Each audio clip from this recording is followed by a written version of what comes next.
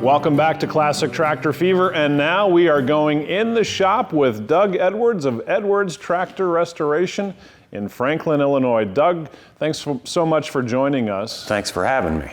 Tell me a little bit about these two tractors. You restored these two Olivers for our good friend Kurt Aumann. Yes, I did. Kurt brought these to me and wanted them completely checked over, painted. So that's what we done all the body work. Went back together with new stuff and just as original as we could keep it.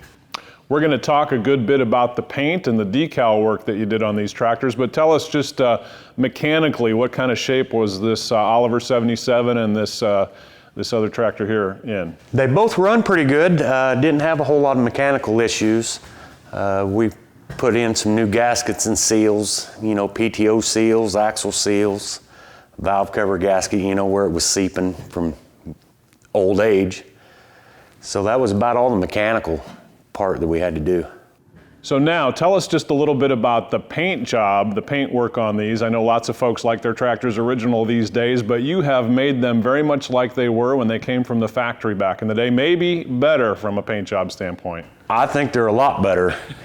A lot of people do like original tractors, and if you have an original tractor with original paint, and if that's what you like, I don't have no problem with that. But I like to make them shiny. I like to see shiny tractors. So we use good paint. So what are some of the tips and tricks, advice that you would give to folks when they want to go and make a tractor that looks as shiny as these two Olivers right here? Buy good products. Don't go cheap. This is the same paint as what would be on a Mercedes, or I think something better is even a Chrysler. So quality paint is the first step. Yep.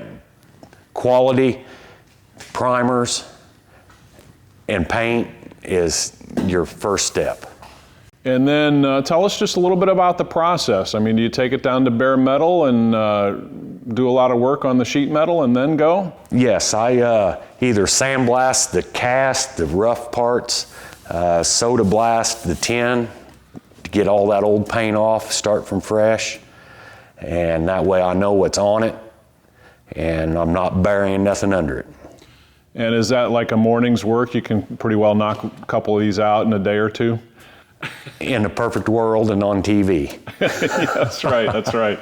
So tell us a little bit about how long, for example, with the Oliver 77, I mean, you're sanding, you're sandblasting, and then you're putting several coats of paint on, right? Yes, several coats of paint, and then people can put clear coat over the top. So yeah, you'll end up with several hours. It's 100 hours or so, For one tractor? Yes. 100 hours, yeah. Got to put that time in. You've got to put the time in. Yeah. So Doug, what are some of the common mistakes that you see people doing when they go to paint a tractor and try to make it look really good like these two do here? A lot of people lacking some knowledge as far as how the paint process works.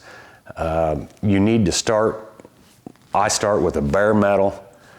I put a surfacer on it, block that down, then we go to an epoxy primer to lay it down, and then after it's blocked, we put a sealer over it, and then we go to the paint. And a lot of people don't use the proper primer. It's like building a house. You got to start with a good foundation if you want to hold the paint. So quality products, starting from bare metal and really doing a good job in terms of, getting that surface prepared and all that. I know you do a lot of work with the decals too. Tell us a little bit about how you do maybe decals a little differently than some people have seen. I buy good vinyl decals, and we apply them like you're supposed to. Then I take a little scuff pad, I scuff them up, and then I'll lay clear coat over them. Put the coat down, block sand it, put another coat on, and you do that until you can no longer feel the decals. You can see them plain as day, but you cannot feel them.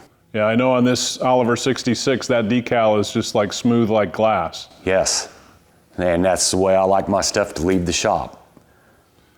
So wrap it up for us. How long do you think a paint job like this will last? Of course, it matters if you're taking it on parades or taking it in a field or having it in a great facility like this one. But you do a good job on this paint, and does it last a lifetime or what? It's just like your car. You wash it, you put a polish on it, take care of it, it'll last forever.